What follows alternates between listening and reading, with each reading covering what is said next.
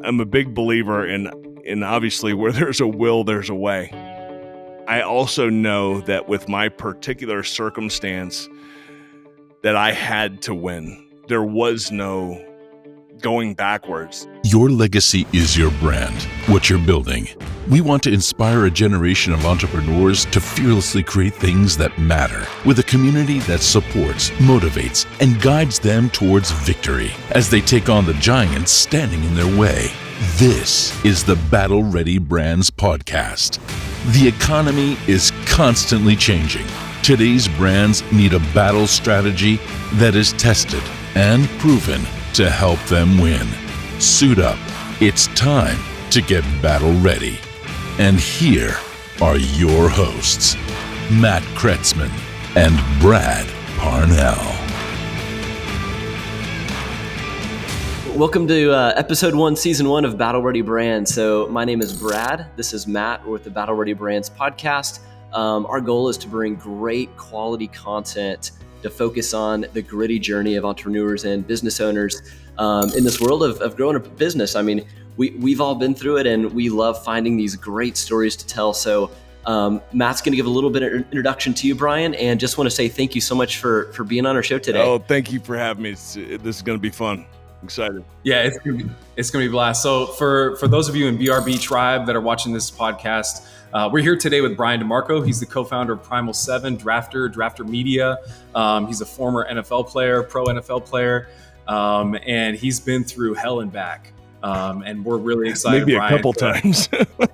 Yeah, a couple of times. Yeah, so we're going to talk about today. If you feel like you're going through hell right now, you can find a lot to relate with Brian's story here today. Well, you know, the entrepreneurial journey is never, it's just never clean and concise. You know, it's a grind. And as a matter of fact, I talk all the time about embracing the grind. If you're truly going to be an entrepreneur, you need to get ready for it. It's a roller coaster. I remember just having a lot of what ifs along the way. Like, you know, what if I raised $1 million and that would be awesome? Then everything would be great and perfect. And boy, when that happens, that's when the fun really begins. And that's when the pressure really begins. And it's just a whole different world. So why don't I just back up a little bit and I'll share a little bit of my story, because we don't have, 2 hours for a podcast here, but yeah, get right into it. We'd love to hear kind of how you started. And I'll put it in a nutshell. So I played in the NFL way too long. I played 4 years for Jacksonville and 2.5 with Cincinnati before they broke me, literally.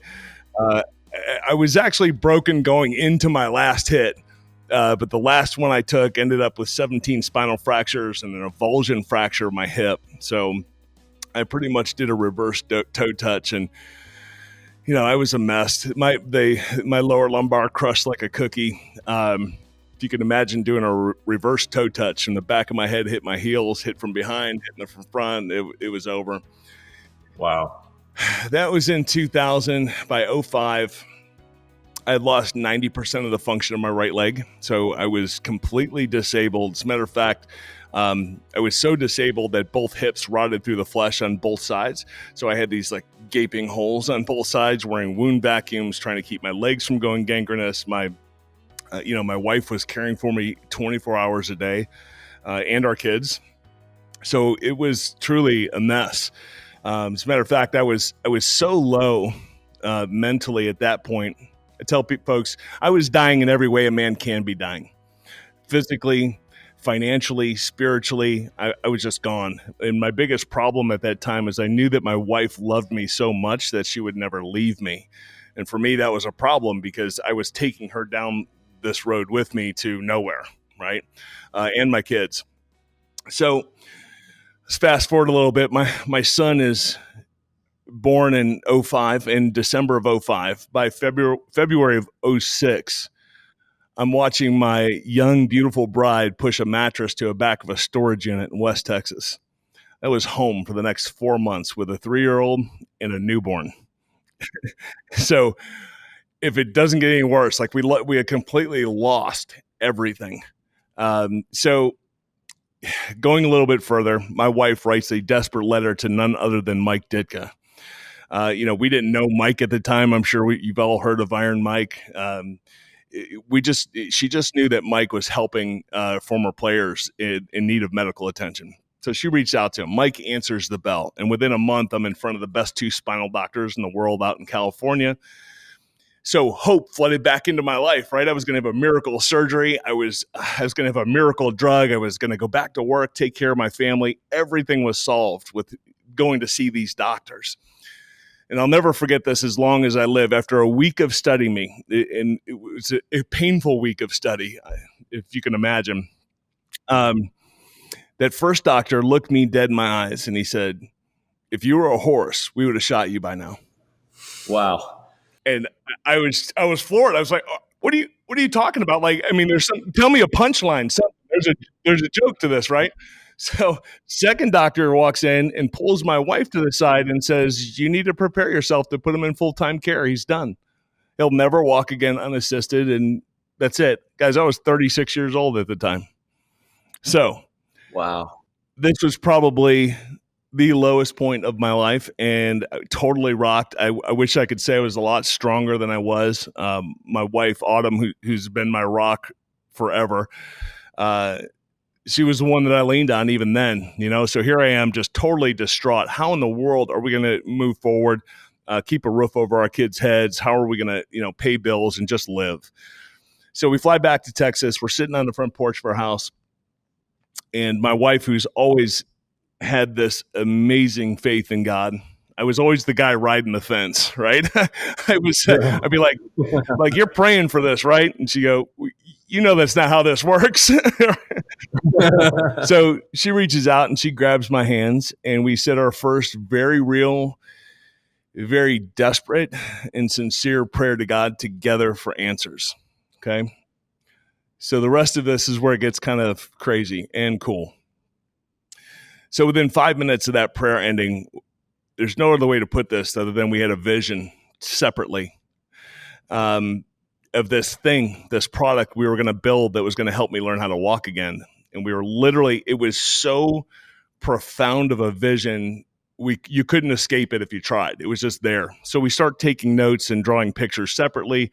We come together about 15 minutes later and we're drawing the same thing, which kind of blew our minds going, okay, this has to be God talking to us, right? So we built this first product out of some ugly, dirty, yellow truck tie-down straps that we all have hanging around our garage, and an old freight band, those gigantic rubber bands that you typically use for resistance.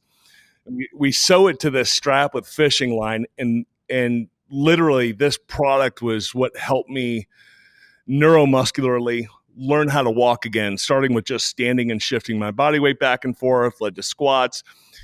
But to be honest with you, I was so mentally just broken at that point in time that the first day that I got on there and I was able to stand on my own without anybody propping me up or my walker or canes, that it was such a victory that it was inspiring me to just keep going, see what more I could do. So 3.5 years of rehab on this product, we said, we need to go help other people. We ended up raising $4.5 million to launch Primal. Not all at once, first couple million came and then down the road, which is miraculous on its own because look at me. Do I look like the guy that you want to write $1 million check and say, "Here, go run this business," right? So I knew I had some strikes going against me right from the start because one, I'm a former NFL player, which is great for getting investor meetings, but horrible for somebody actually writing you a check. The stories are all out there, NFL player blew all his money and whatever, right? So I had a strike there. Plus, I'm like a 6'7", tattooed up, muscled up gorilla with a 20-foot beard. Just not conducive to the boardroom, right? So I knew real quick, that I had about 5 seconds to start speaking and bringing the business acumen about 1,000 times greater than anybody else. So anyways, we end up launching this company, building it. It's now called Primal 7. It's been probably 7 years ago now. Primal wins the top product design awards in the world. We actually went up against Tesla automobiles and Dre Beats headphones, and we win this top prize. So that's the catalyst to it being used in the best rehab hospitals and hospital systems around the world, and had a successful exit about 3 years ago. So I took that full cycle of the entrepreneur of having an idea, finding out how to raise the money, building a company, and then of course selling the company, which, it was amazing. It was an amazing road, but all the trial and error actually is what's been so great with what we're doing now. So let me fast forward a little bit. So the Primal allowed us to obviously step into stuff that we felt really passionate about and why Draftr Media. So let me step back. Got into the publishing world and media world after that. And I actually owned TexasHSFootball.com, which is one of the top football news sites in the state of Texas.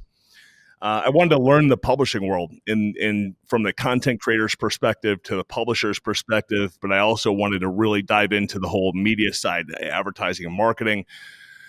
I knew that publishing, the business model, was antiquated and broken, right?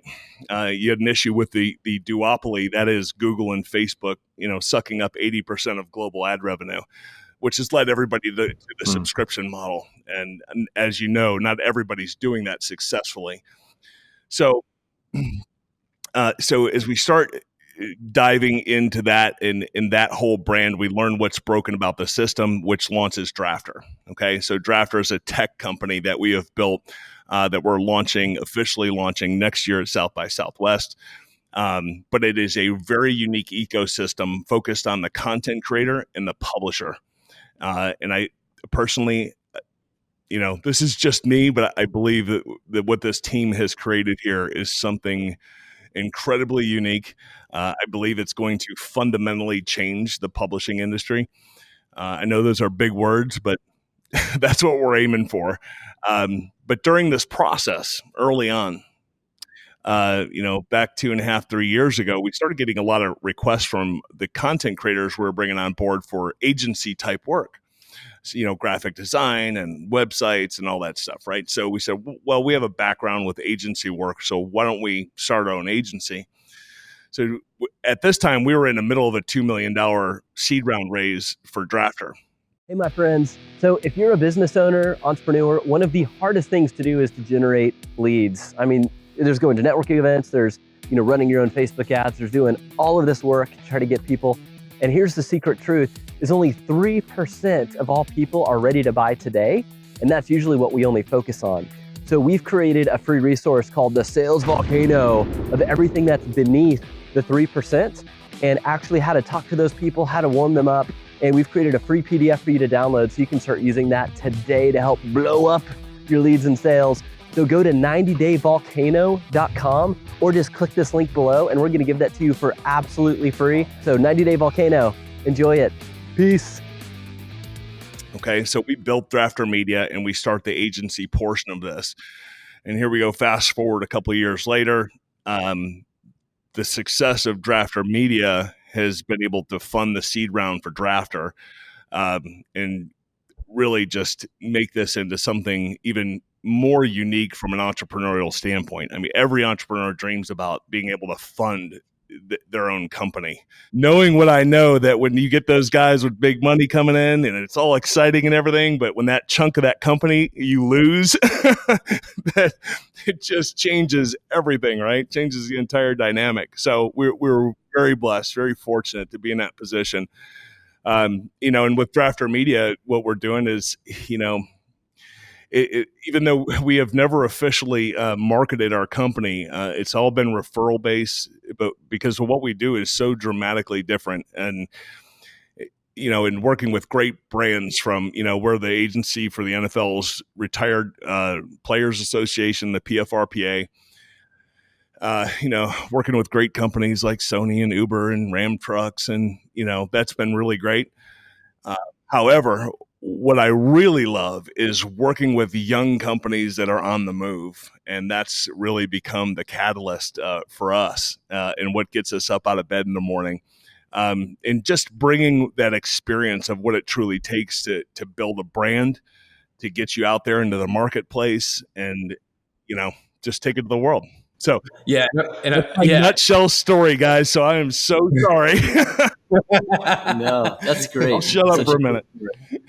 Yeah, I appreciate it, man. And no, it's a perfect segue because you mentioned the word brand. And of course, this is the Battle Ready Brands podcast. So we were most excited to talk to you because of how you just perfectly embody that concept of being battle ready, persistence in pursuit of growing a brand. So if we could back up the story a little bit, I mean, man, you covered a lot. And I don't want this to be so much about your NFL career in itself as much as how it prepared you for the battles that you would face. What was going on through your mind when you're propped up against the wall, you're looking at your kids and your wife, you're in, writhing pain on a constant basis. What's going through your mind? And for the entrepreneur out there who's thinking about maybe pursuing his dream, he's in a down and out position like you were. What are you thinking about as you're looking into the future and mustering some strength to give it another shot, to give something a shot? Well, it's funny you mentioned how football played into that, and it had a huge effect. And it's not about, the playing days or the fun memories, playing against Reggie White and those stories, but it's more about the teamwork aspect of it, the effort that it takes, being undeniable.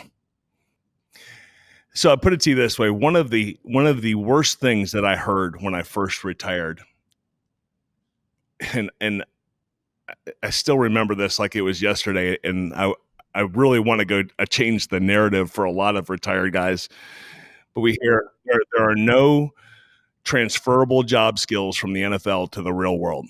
Okay, so imagine this. So I'm like 30, 31 years old by the time I get done playing this game that, so if we went to school together, my buddies and stuff, I'm like, you guys remember when we were in high school? And I'm 31 right now. I'm just now I'm stopping playing this game now. As you were working your way up the ladder, as you were learning the corporate world, and I was playing a game, right? That we played in junior high, So, yeah. And then somebody tells me that phrase that there are no transferable job skills from the NFL to the real world. And it hit me hard, especially in my spot, my mental state that I was in, because, I was so fragile at that point mentally because I was completely broken. You go from being a professional athlete that you think in your head that you can do anything, to somebody's caring for me all day, every day. So I'm in a fragile spot, and I hear that.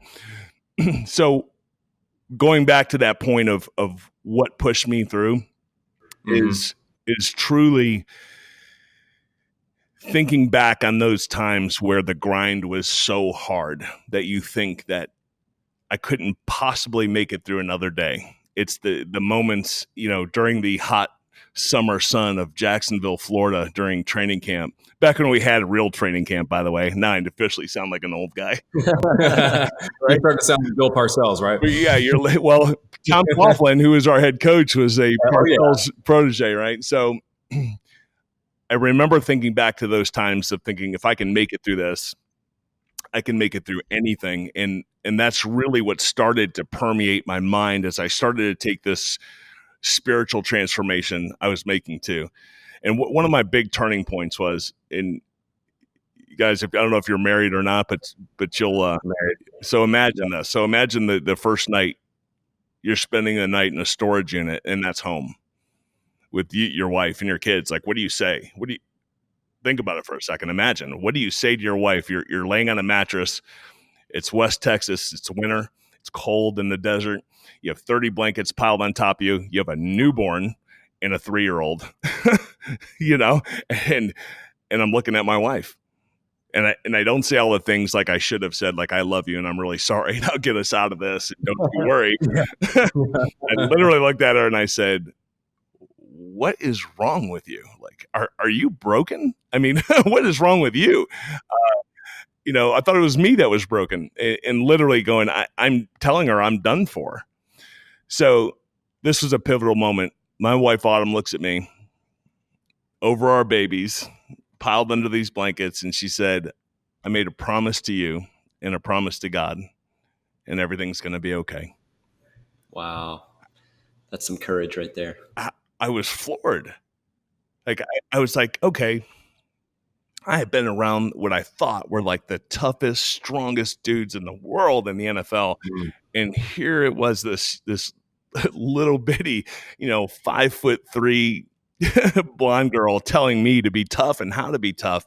And that day was a big moment of learning how to dig back and leverage those times of hardship and persevering through those times like no other, because that's really what we came up against. I mean, we had years of trial and error, years of R&D where I thought, we're never going to raise money to do this. It's going to be way too hard. It took us 2 years to raise our first round.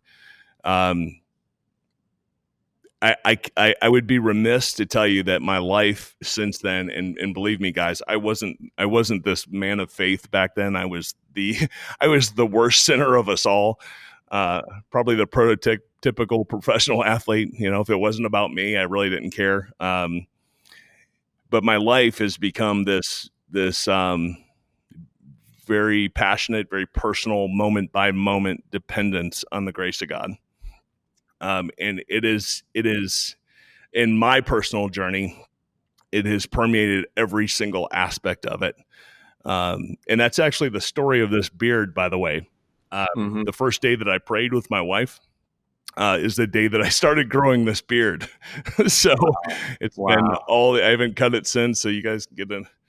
What a cool story. It's nice, man. I can't grow that, man. I'm a little jealous, to be honest. It's funny because I didn't understand back then, like why did I feel like God was asking me to grow my beard? I was the clean shaven guy, Yeah. And you're the modern day Samson now. Right. So I'm not that good, but it's funny because looking back on it now, and hindsight being 2020.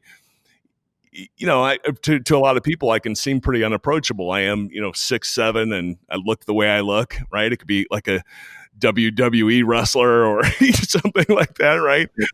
Maybe we should have pursued that career for a little bit, Right. Well, it's funny. This beard has given people an in to say something to me when they know they want to come up to me and say, "Hey, did you play ball? Did you do this?" Right? But so they mention something about the beard, like, "Hey, cool beard." And that gives me my in to talk to them about this hope and perseverance through it all and through these trials. Because believe me, and I'll tell you this, like the trials were so difficult at times. I remember, and this was after like our first round of funding with my first company, where I'm literally sitting on the edge of our tub in our house and in the bathroom with my wife and in tears going, I am not Job. I mean, I can't do this. I don't have the patience to do this. I don't even think I can make it through this week, let alone, take this product to fruition, because the grind was just that hard. Wow, that's incredible. So I know you mentioned a lot about strategy, that you love, taking on business strategy. You see it more like a chess game than a checkers game. So I'd love for you to maybe, talk about how planning ahead or kind of seeing ahead of the game has helped you in some of your strategy and some of your business growth. Well, so I have a saying that I've adopted. I can't claim that I came up with it, but from a very good friend of mine and a mentor. It's chess, not checkers. Right. So I think initially what I learned, this goes back to my college playing days. And I remember I played college ball at Michigan State. And I remember we were leaving Michigan State, and me and a bunch of the seniors George Perlis, our head coach, was retiring at the same time that we were leaving, ended our season. So we go out to dinner one night. And of course I asked George, what do you, to all your success, how did you do it? Like, what was the key to the success that you've had, coach? And he goes, it's not me at all. He literally said, I've never claimed to be that smart. He goes, but what I do know is that I need to surround myself with people that are smarter than me in different areas. And that stayed with me. And to everything that we do now here at Draftr and Draftr Media, like it's literally looking at this like a team and surrounding myself, whether it's graphic design or it's video production or social media or whatever it is, of getting the best person for that particular job that's out there. And that's what's made this team extraordinary and obviously given us the success we've had to date. So from a strategic standpoint too, I know don't let the smooth taste fool you. I'm about as big of a data nerd as as you can be. So I love numbers. I love data. Matter of fact, it was, getting so kind of entrenched in this and what that actually meant for a brand to have this kind of information. Because you guys hear this all the time, I'm sure, from your clients, like, oh, I want all the data. And, so you force feed them all the data. Here's all the points. And the bottom line is, if you don't have somebody there to provide actionable insight, for that data, it means a whole lot of nothing to you, Right. And that's what I try to convey to folks, and the importance of like having somebody on our team that takes that role, that data scientist role, integrating that with the marketing plans and the strategy, and pushing that forward. But I also too, one of the things that I love is really digging down on the human psychology of the demographics that we deal with too. And understanding what these demographics, like how what makes them tick, and I don't know if you guys seen recently, I think you have what we've done in esports, for example, so Yep, saw that. We had a very particular challenge with the Retired Players Association. Number one, they brought us on not just as their agency, but to help them figure out other revenue verticals, right? And helping them make retired players relevant. So if you think about a retired players brand, who really wants to interact with that? You know what I mean? It's old, it's stodgy, it's stiff, you know what I mean? What are you going to do? Have a golf tournament? You know what I mean? That might be a good idea. Yeah, like a nursing home golf tournament or something. So I was like, you're going to pack 90,000 people in to watch a bunch of guys limp around. But no, it was finding strategic ways to make these guys relevant again. And I think esports was one big part of this for them. So we build them a sub brand that lives under the PFRPA umbrella called Gridiron Gaming. So we launched Gridiron Gaming, had this huge event up at Mavs Gaming, which was awesome. But what was interesting to me was to see how you mix these demographics that they would typically never run into each other. So you had the NFL fan, right? So when you have like a Mike Singletary at your event and a Jack Youngblood, you have fans of that era of the NFL that are pouring into the place, right? But we also have esports. So we have these Gen Zs and millennials coming into the place that may not even care about the NFL, but they're coming there for the gaming. And how do we make these things interact in a smart way, right? That's going to be meaningful for the brand. And I knew that we really hit stride with this and what we had going on at the event when I had this 10-year-old boy. He's at check-in, and I'm walking around the facility and I happen to walk by as he's checking in, right, with his parents. And he goes, "Excuse me, sir." He goes, "Is Mr. Youngblood and Mr. Singletary, are they here?" And I had to do a double take. I'm like, what do you know about Mike Singletary and Jack Youngblood? And then this kid went out to regurgitate all of their stats and tell me about the 85 Bears season in the highlight films he just saw. So we literally took today's sports fan and made a fan out of a different era of the NFL because we met where they are. It was that esports world. And really what's really come to fruition here is understanding about today's demographic when it comes to sports and how these millennials and how these Gen Z kids, how they're consuming their media today, how they're learning. Like, for example, the NFL, I have a 13-year-old son that's a Madden fanatic, right? He doesn't watch ESPN anymore. He doesn't watch the NFL Network. Rarely. He's literally getting his news through Madden. What trades are being made, who's injured, all of that's coming through playing this game.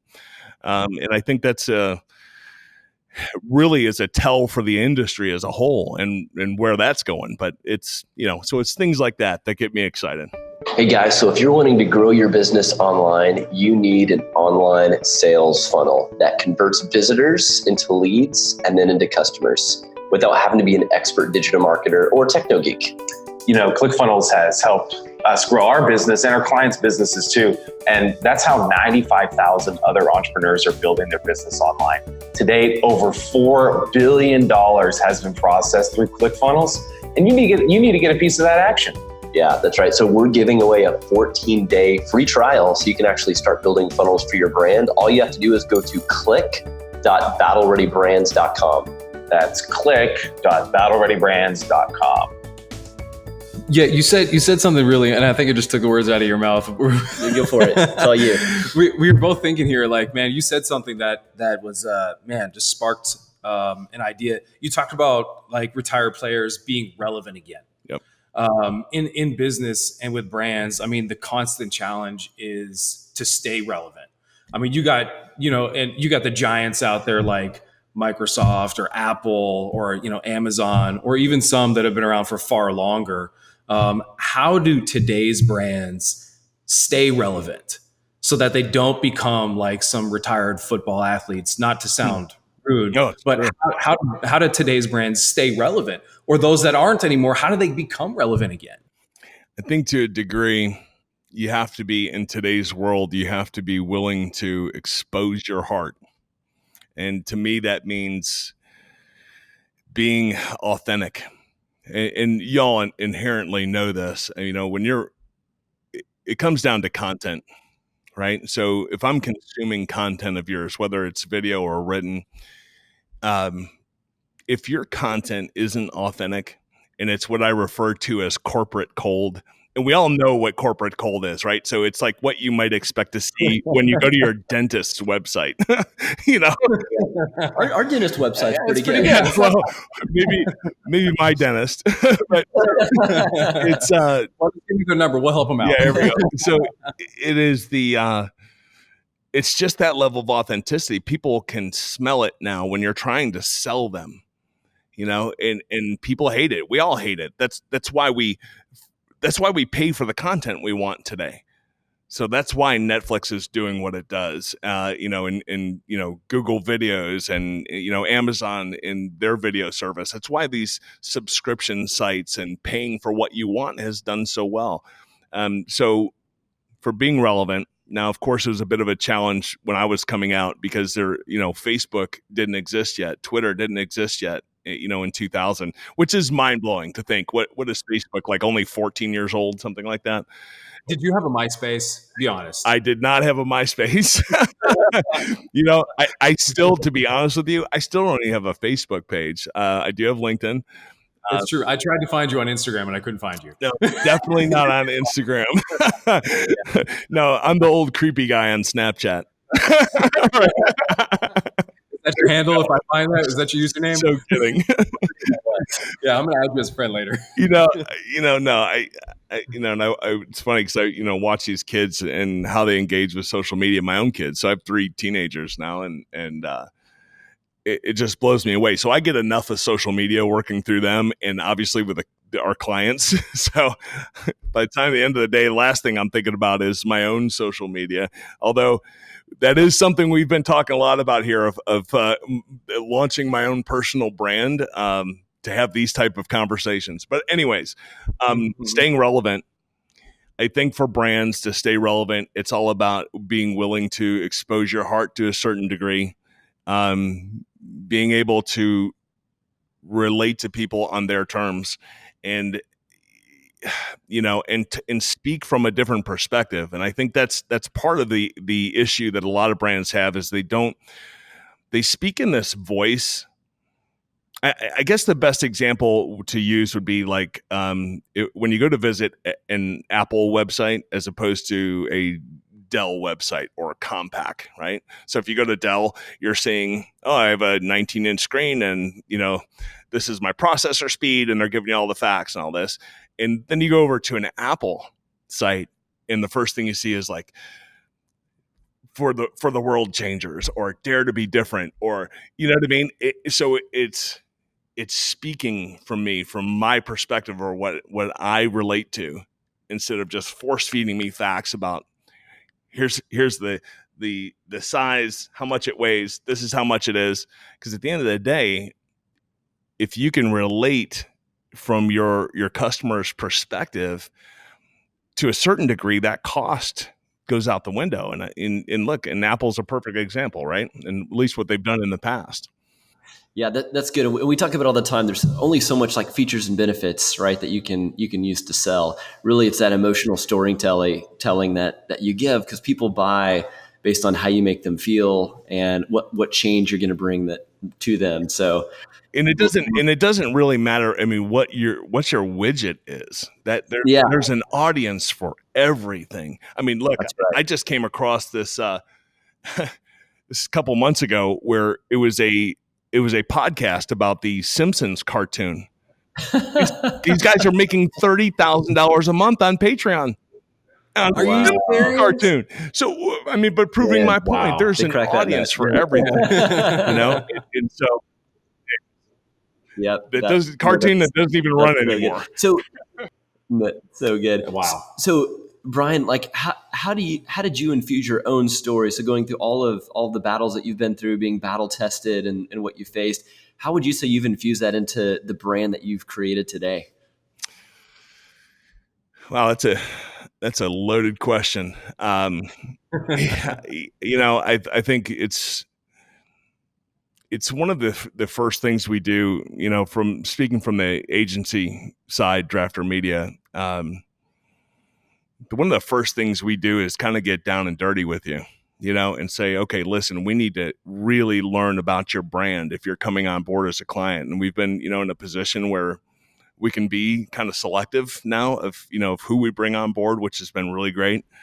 But that's what we do. And that's how really it's effective, because I want to take that same desire that I had building my own brands and pour as much of this into our client's brand as possible. And I think that's what's really helped us here too, because that attitude permeates everybody and everything that we do and what we turn out and what it looks like, and making sure that we're always on brand and it looks the part, has just become who we are. And I know sometimes, and I know folks around here would tell you, I have some pretty high expectations of people, but no more than I do myself, from what it is that we do. So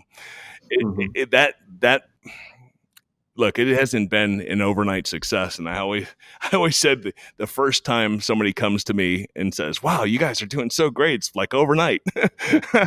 Well, let me tell you about the last 20 years.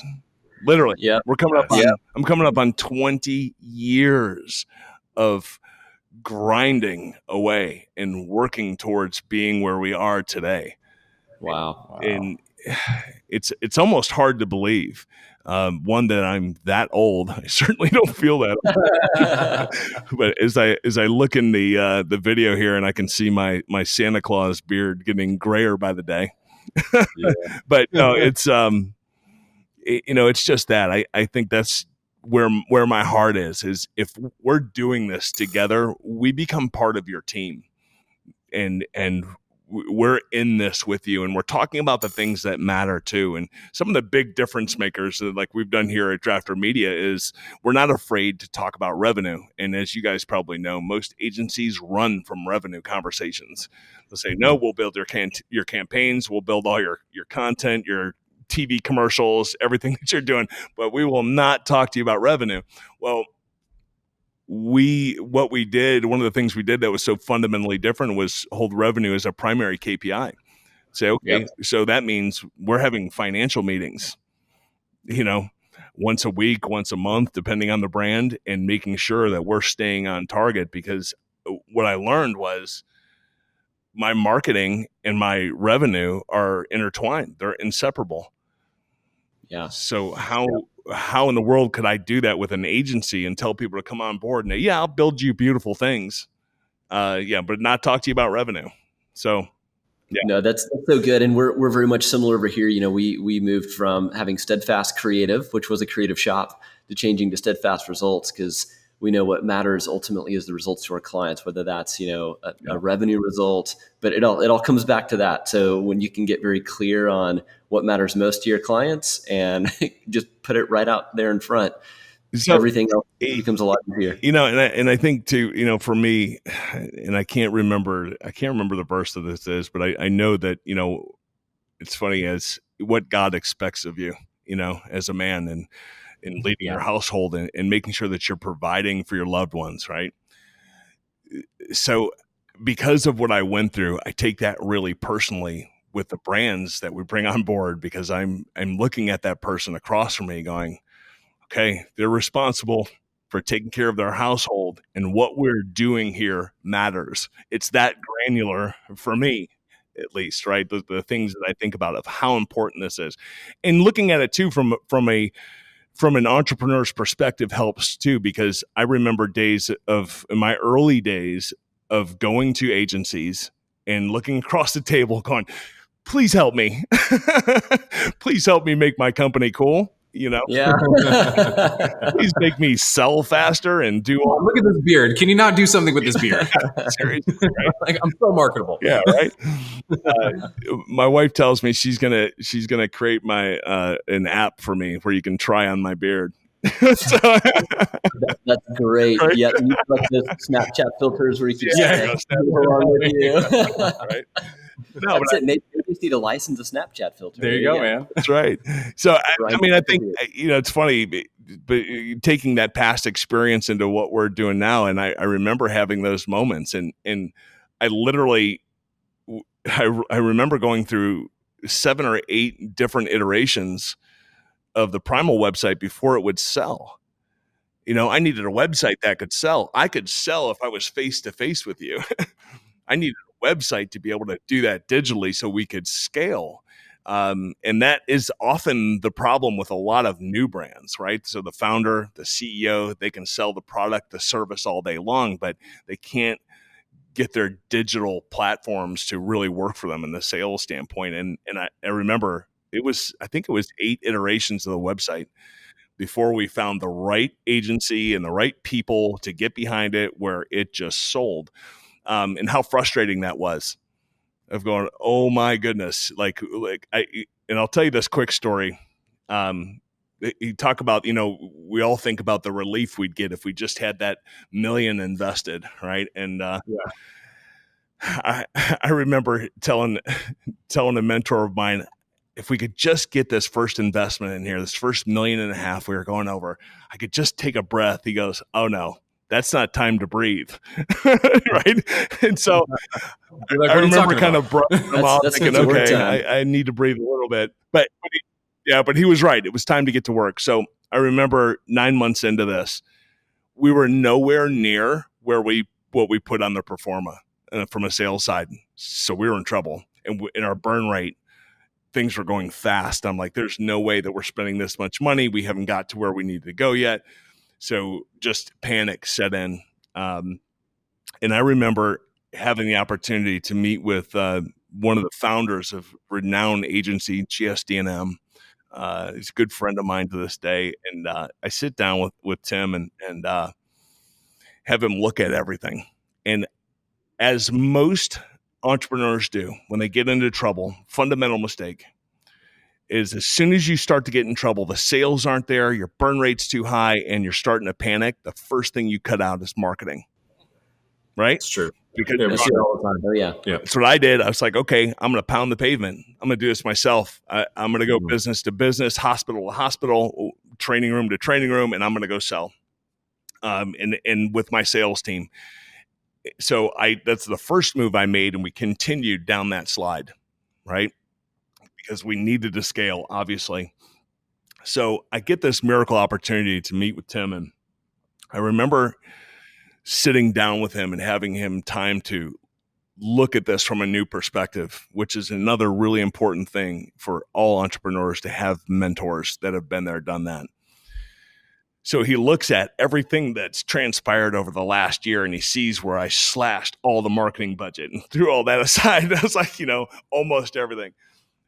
And he's like, son, you did this completely backwards. We needed to take all of this and put this over into the marketing and doing this the right way, great content, etc. But it's really hard for a lot of young entrepreneurs to flip that script when they're in a panic mode. And I need to make money. You're telling me I need to spend money? And yes, you do. And wisely, of course, but it's finding, the right people to get with you to build the content, to make sure things are being managed properly so that your sales funnels and all these things are aligned. But I remember after just a month of the turnaround and just reordering my financials there and pushing that money towards the right marketing, in 30 days, we had almost pulled a 180. It was unbelievable. And then we started to hockey stick. And from then I was like, okay, I get it. I understand now. People on their terms, which often means, building things that are going to show up on this thing first, and understanding that, and how people peruse their content is another thing. Can you back up? Because I feel like there's like a trade secret there, or something that you learned that might help somebody. Like, you talk about that shift in marketing that happened. Yeah. Can you pull the curtain behind, what were you doing? And then what did you change to do that caused it to be so successful? Well, I think it was, we talked, I know what it was, so first of all, it was what I knew as a young entrepreneur was, I know how to go to work, right? So in my mind, what that means is, I know how to lace up the boots, pack a lunch. It's going to be a long day. We're going to grind. I'm going to literally do that hospital, training center to training center, and I'm going to go sell. And I'm going to pull back off of everything that I was putting into social media, into promotional costs and other publications and platforms. I'm pulling off of everything. And ultimately, during that transition period is when I really started to understand the value of content and the value of people's time. So let me kind of break it down. Number one, the value of content was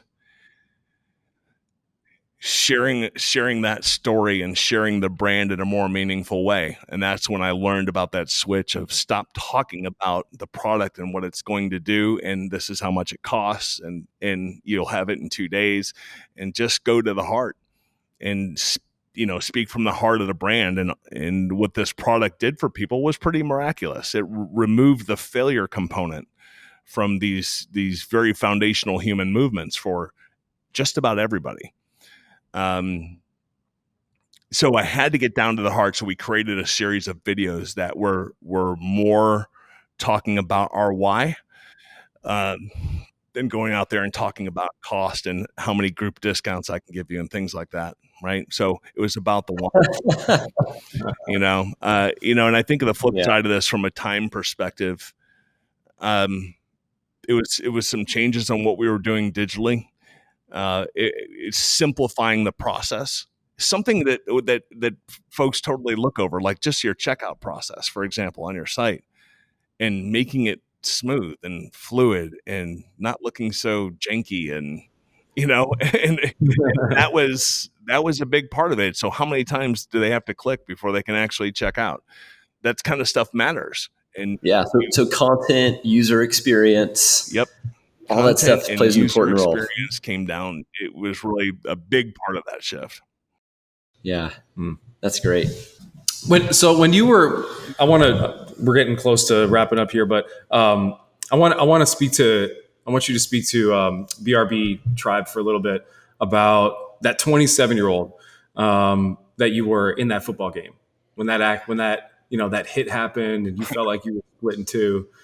knowing now the battles that you would have to face, if you were to go back and look at that 27-year-old in the face and tell him, some words of wisdom to prepare him Wow. for what he was about to encounter, and speaking to the audience, those that are listening to this podcast now, what would you say to that 27-year-old? Well, kind of some different questions, what I'd say to them. Let me start with what I'd say to me, because although it was very tough and traumatic and going through all this, and I get asked this quite often, I wouldn't change a thing.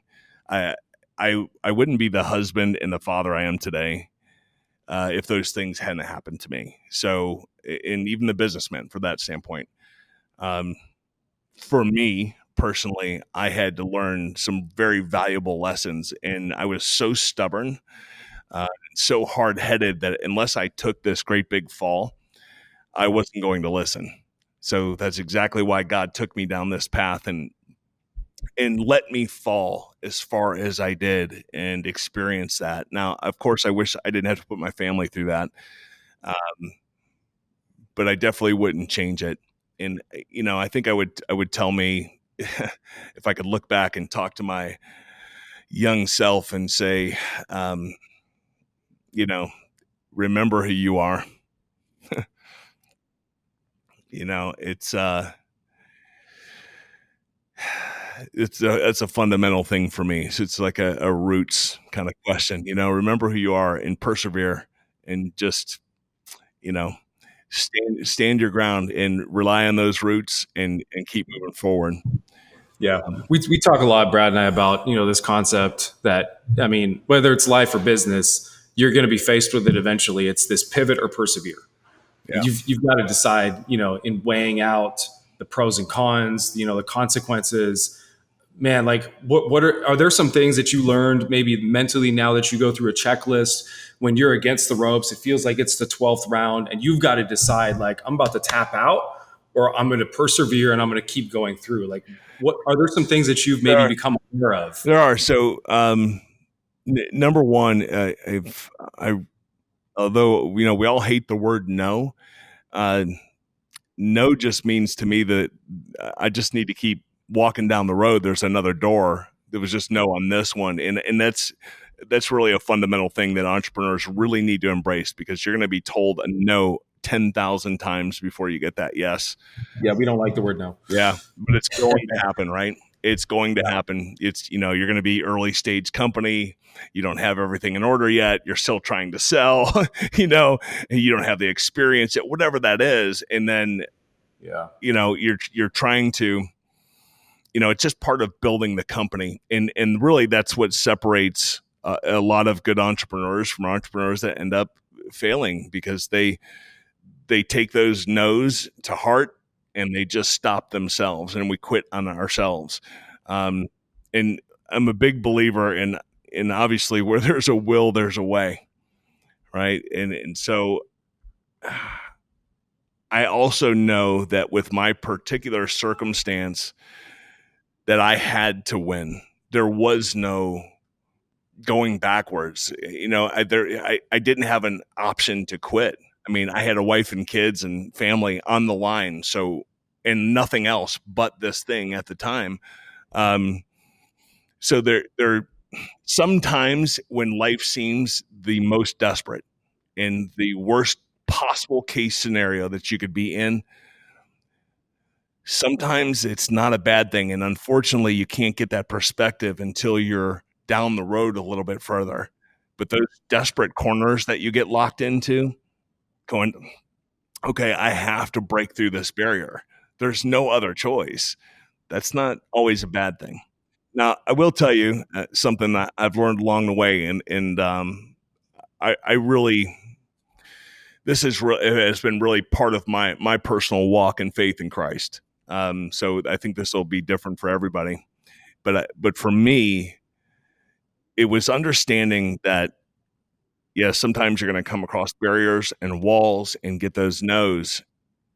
There is a point in time where it's not giving up or quitting, but just changing course, just taking a slight detour, taking a different direction, because for me, I believe that sometimes okay, if I'm trying to do something, even if I feel passionate about it, but for some reason it never seems to work out, right?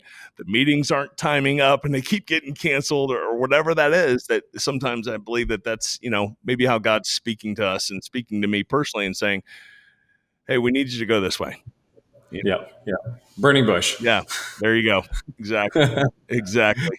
Battle Ready Brands Tribe, we are privileged to have Darren and Kirsten here, co-founders of Cloverleaf. If you are building a team or have a team, this is an essential piece of software that you guys need to start implementing right away. And we're so privileged to have them here with us to explain why this is crucial to you building your Battle Ready brand. We started this company a couple of years ago because we had an awesome experience working on a team with a great culture. And with that, we were able to produce so much more than we ever thought we were capable of. And a lot of people have that experience, an amazing team, one time only if you're lucky. And so with Cloverleaf, we've put a lot of psychology data and calculus together to be able to expose what is it that makes a team great. And so we help you recreate that magical team experience that everybody longs to have. Come on to our product and get started. Whether you're a team of one, it's just you, or you're a team of multiple hundreds, we've got really easy ways for you to get started. Just come to cloverleaf.me and get started. And special for Battle Ready Brands listeners, we have a code to get 30% off. You just type in Battle Ready 30 when you check out.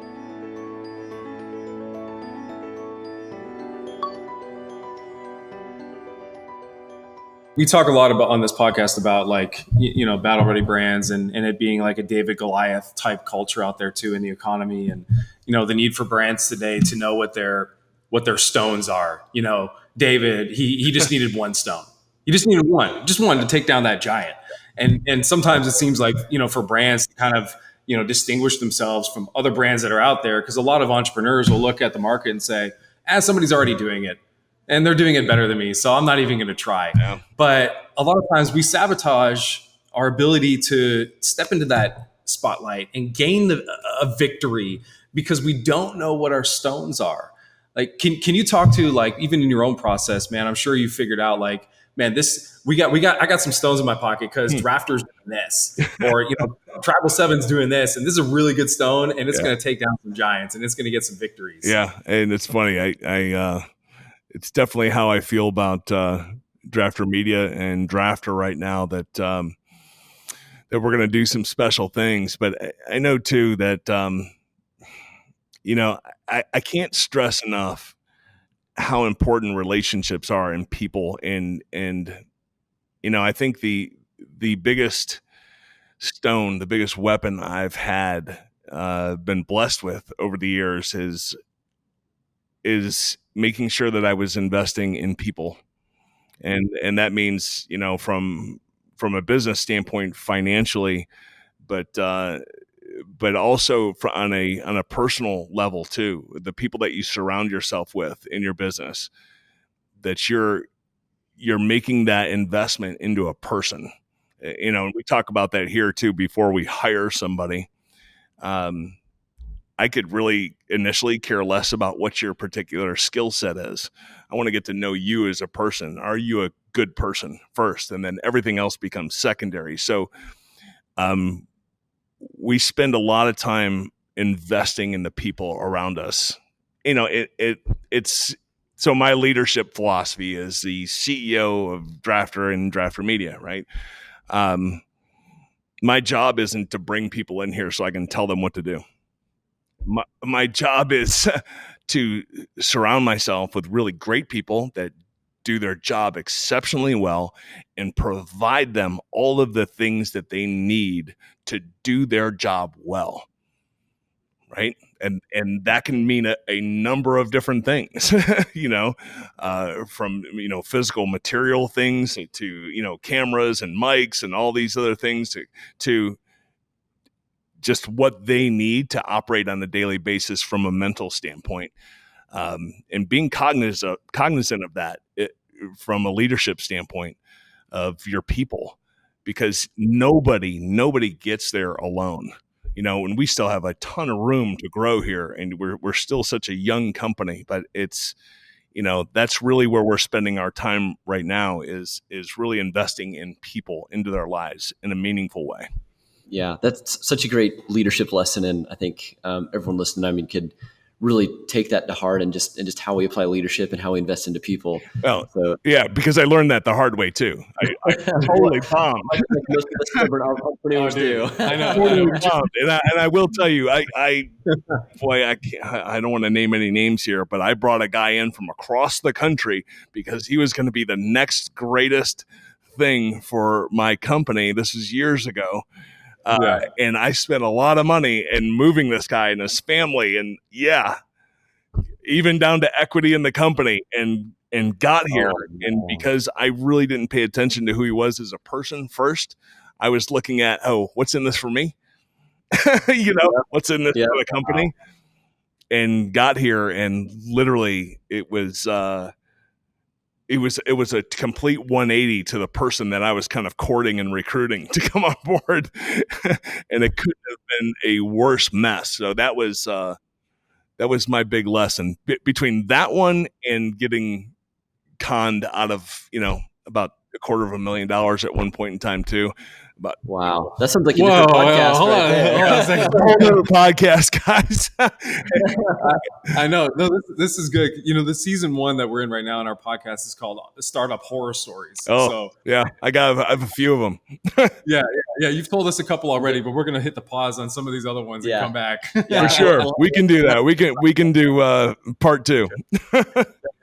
Well, hey, we're doing a really cool segment and part of this podcast called Knockouts. And so what we're going to do is give you 10 seconds, and we're going to give you 2 different brands, and we want you to give us your quick opinion on why these brands matter. So introducing Knockouts. Knockout round. Boom. So sound effects and everything. There we go. Hit me with it. So are these brands you work with? Wait. Are these brands you work with? No. Okay. So these are brands that we've picked out that you'll know. Okay. And here we go. Yeah, you got to tell us which one wins and why. I won't say anything bad about anybody. Go ahead. So these are both Austin-based restaurants. We've got Chuy's or Schlotzsky's. Oh, boy, that's a tough question for me. Schlotzsky's, I would say, kind of been there, done that. Chuy's needs to turn the page. All right, there we go. Okay, round 2. So, because you can't live in Austin and not be a foodie and enjoy that organic food scene, we have Whole Foods or Trader Joe's. Whole Foods. Oh, there we go. All right. Good choice. There we go. Okay, here's a good one. Round 3. Since you're a media guy, Windows or Apple? Oh, Apple. Oh my gosh. Not there even we go. close. All right. That's like not even close. That's easy. That's like a double uppercut right there. Yeah, we might have to unpublish the podcast if you know Windows. Right. Okay, round 4. Assuming you like a good burger, we have Whataburger or In-N-Out. Oh, come on now. I'm a Texan. Whataburger. There we go. All right. Although I heard recently they're selling to some company in Chicago or something. That's not a good thing for the brand. And for those of you who are not in Texas, say it again so that they can hear it properly. I'm sorry. What? Whataburger? Yeah, Whataburger. Yeah. There we go. That's how you say it. What a burger. There you go. Okay, round 5. This is the sauce from Chick-fil-A. Is it Chick-fil-A sauce or Polynesian sauce? What's your favorite? Oh, it's Polynesian. There we go. All right. I know. I battled that one too in my own home. There are some people some of my kids do this. They'll mix the two together. Oh, yep. That's my wife. There you go. I can't stand it. Okay, this is a good one. Round 6. We've got Rambo or Karate Kid. Oh, it's a tough question. I am Italian with a name like DeMarco. I'm going to have to say Rambo. Ooh, that's a good choice. Right. Some Rambo action. Love them both, but got to go with Sly. Yeah. Love it. Okay, we've got 10 rounds, so we're getting close. We're on round number 7. We have Red Bull or Monster. Monster, the coffee drink. Actually, like the one that's like coffee flavored. Oh, the Java one, yeah. Nice. Although we do some stuff with Red Bull, so I can't stand them either. But my kids love Red Bull. There you go. There you go. Sounds like a tie to me. Yeah, good plug. There we go. Okay, round 8. This might go with the previous round. We have iPhone or Android. Oh, come on now, iPhone. It's so sad that I guess it's every brand. Every brand wants to do this, but you ought. Oh, stop it! It's almost like over here. when you sit down in the meeting, you know that you are so just stuck up and horrible on your Mac products. When you look across the meeting room and you see that they have like a PC, and you automatically think, well, maybe they're not that smart. It's horrible, but it's true. Think about it.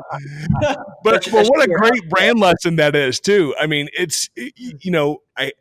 we're not supposed to judge people, of course, but we all, kind of instantly do when we see each other. Like everybody judging me right now, seeing my big old beard and what is this guy now, right? But when you get the ThinkPad, little like laptops out, right? Yeah. Or even your coffee cup. I mean, if you come into a meeting and somebody has Starbucks and then the other guy has like his gas station coffee cup, or even worse, yeah. I mean, it doesn't matter. I should be thinking, oh, he's just smarter than me because he paid like $5 less for the same cup of coffee, right? They're probably looking at you like, man, what a goofball. It's the same thing. Exactly. Yeah. That's branding right there. 2 more. So round 9, we've got Coke or Pepsi. Oh, Coke for sure. I wouldn't be a good Southern man without having Coca-Cola, right? There you go. Is that it? Like Coke is for the South and Pepsi's for the North? Oh yeah, Pepsi's definitely a Northern thing. Okay, there you go. I didn't know that. So Whataburger and that, Coke. and the fact that in Texas, I don't know if y'all are from Texas, but in Texas, everything's a Coke. If you've noticed, like I have. Yeah. When they order, I'll just have a Coke. That could mean Sprite. It could mean Dr. Pepper. Oh yeah, it could mean apple juice. They own that term, right? For sure. We don't call them soda pops. Yeah, I'm from Canada, so we call it pop. Pop. Like I'll take a pop. A. All right, last one, Brian. Round 10. We've got cheese or pepperoni. Pepperoni. There you go. Look at me. Do I look like I'm not a meat and potatoes guy? I know. We're talking to like a monster Goliath Italian here. He's like, give me the whole sausage. There you go. That's right. The whole pepperoni. That's right. So that concludes the knockouts. We got the Battle Ready Brands knockout round over. Yeah, I love it. That was good. That was awesome. Good. Cool, man. Well, Brian, we're just ecstatic that you were able to join us today on the podcast. And for those of you who are tuning in, hearing us for the first time, we hope you're going to stick around. We know you're going to get a lot of valuable content out there that's going to help keep your brand relevant. And ultimately, we want you, like Brian, to build a battle-ready brand so that when you're against the ropes and you're down and out, you, like him, can stand back up, go at another round, maybe pivot and persevere, but keep on going. So, guys, thanks so much for joining us. And lastly, so Brian, if our listeners want to keep up with what you're doing, where can they follow you? Oh, they can go to Draftr Media and go check out our social media and channels. All that's on there. We're getting better at it. We don't do a whole lot of it. But go to Draftr Media and go check us out. And what was that Snapchat handle again? And Draftr, by the way, if you can see in the sign behind me, we had to be cool and trendy, so there's no E at the end of. It's not ER, it's just R, right? It's kind of like the 2000s, where everybody was putting a Z in their name, right? Or using the X for extreme. So, right? But no, go check out Draftr Media and our social media. We're actually posting a lot of our new stuff on there now, and some of the moves that we're making in different industries with different brands, and creating a lot of content. That's one of the things I think we do pretty exceptionally well here. It's video production and that content creation. Something that's a lot of fun. And everybody's going to have to stick around and pay attention to South by Southwest when you guys actually launch. Oh, I'm so excited. Excited. It's going to be here in a blink of an eye. We've already been planning for the last 2 or 3 months. So, yeah, it's going to be here quick. That's great. Well, we'll have to come visit you in Austin sometime soon. We're not too far away. So come down and hang out in Draftr Media studios and have you on set. We'll do a podcast from down here. That would be great. Let's do it. That'd be great. All right, guys. Thanks All for right, having bud. me. Congrats on the first episode of the podcast. This was Yes. awesome. Keep up the great work, and we'll see y'all soon. Thanks, Brian. Thanks.